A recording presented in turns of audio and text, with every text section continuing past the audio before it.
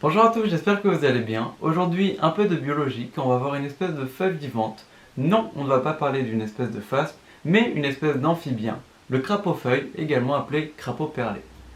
Pour la toute première fois de la chaîne, et je suis très content de l'annoncer, ce sujet va être traité par deux personnes, donc Vincent et moi. Et donc bien évidemment, la chaîne de Vincent, je la mets dans la fiche et dans la description. Sur ce, vu que c'est une espèce que l'on trouve en Amérique du Sud, je vous dis à tout de suite.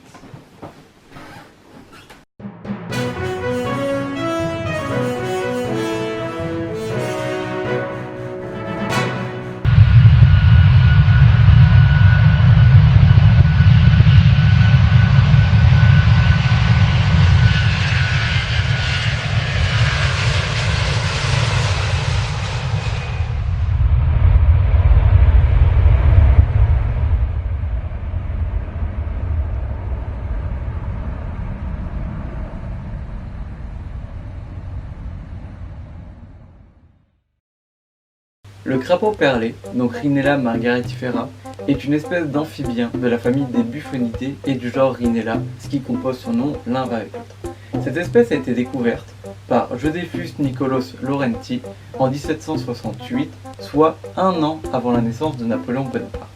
Mais moi je veux bien chercher cette espèce, mais Vincent, à quoi ressemble-t-elle déjà ?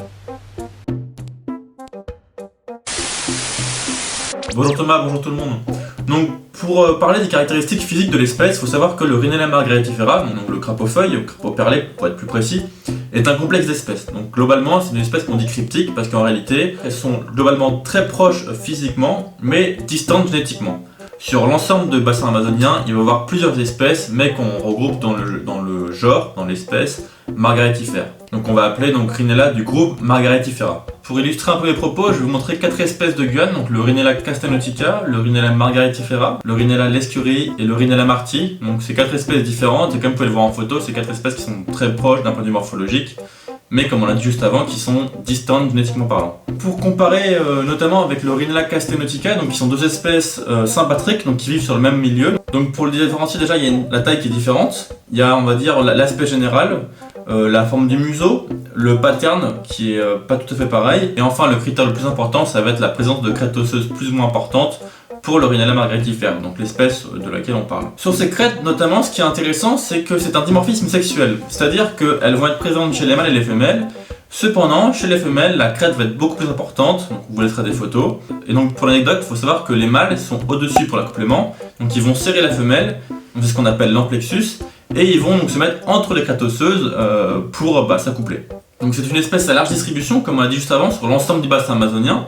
Cependant, on va la retrouver plus en forêt primaire et secondaire. C'est une espèce qui ne vit pas dans l'eau, qui vit sur la terre ferme, mais qui va être souvent proche des cours d'eau, parce qu'il y a de l'humidité évidemment, et aussi pour s'alimenter et se reproduire. De plus, c'est une espèce qui est diurne et nocturne, donc on peut la voir la journée en train de se déplacer dans la forêt pour chercher la nourriture, mais aussi la nuit en train de dormir, et il faut savoir que c'est un très bon grimpeur, donc souvent on voit les petits crapauds qui peuvent grimper, je vous mettrai des photos pour illustrer, et qui se mettent entre 30 cm et 1 mètre jusqu'à plus d'1,20 m de hauteur pour se protéger des prédateurs. Les Buffonidae sont une famille d'amphibiens qui ont été créés en 1825 par John Edward Gray. Dans cette famille, il y a le genre Rhinella, genre qui comprend 91 espèces présentes dans toute l'Amérique. Ce genre, quant à lui, a été créé par un autre zoologue autrichien cette fois-ci, Léopold Joseph Franz Johann Fitzinger, en 1826. Alors cette espèce peut se rencontrer jusqu'à 2400 mètres d'altitude, globalement du centre de l'Amérique du Sud jusqu'au centre de l'Amérique centrale. Niveau prédateur, ça va surtout être des araignées et des serpents, donc des serpents de la famille des Colubridae par exemple, et des araignées, pour prendre un exemple, l'Argiope argentata, qui peut être de fortes prédatrices envers cette espèce de crapaud. Après, qu'est-ce que le crapaud perlé va consommer ?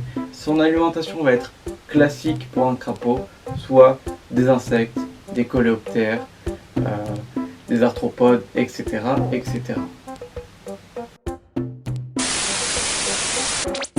Concernant sa reproduction, c'est assez intéressant. Il faut savoir que quelques espèces, sinon parfois beaucoup d'espèces d'Amérique du Sud, vont se reproduire notamment en début de saison des pluies, qu'on appelle donc les explosive breeding, là où les pluies arrivent, les mares temporaires se remplissent d'eau, et donc du coup les amphibiens vont pouvoir se reproduire dans ces mares temporaires.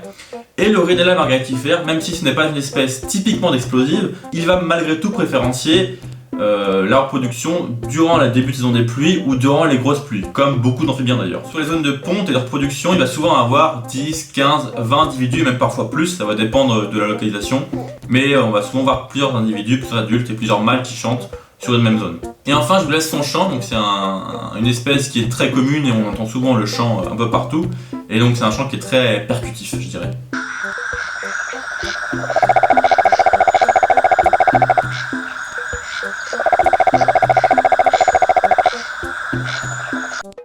En France métropolitaine, on compte au total 4 espèces de crapauds. Donc il y a le crapaud commun, évidemment, il y a le crapaud spinosus, récemment splitté avec le crapaud commun, le crapaud calamite et le crapaud vert. Pour revenir au genre Rhinella, donc le crapaud des Amériques, faut savoir que comme on l'a dit précédemment, c'est une espèce qui est cryptique, donc en réalité c'est plein d'espèces qui sont encore pas décrites, peu décrites. Et donc je vous laisserai un papier qui a été fait il y a déjà quelques années d'un groupe de chercheurs français et qui nous parle notamment de cette diversité cryptique. Et donc globalement on se rend compte que il y a encore énormément d'espèces, donc comme vous pouvez voir, le A, B, C, D, E, des espèces qui sont encore pas décrites. Et donc on se rend compte que la science et la recherche et l'étude de ces amphibiens est encore très large devant nous. Alors nous aussi en Guyane, bien évidemment, on a des associations sur la faune et la flore locale, comme par exemple l'effet Morpho, on en citait une, et de manière générale, toutes ces associations vont être regroupées via l'annuaire Graines Guyane, qui savent créer une unité donc d'utilité publique et qui savent ensemble aller de l'avant. Sur ce, j'espère que cet épisode sur le crapaud perlé vous aura plu et je vous dis à la prochaine.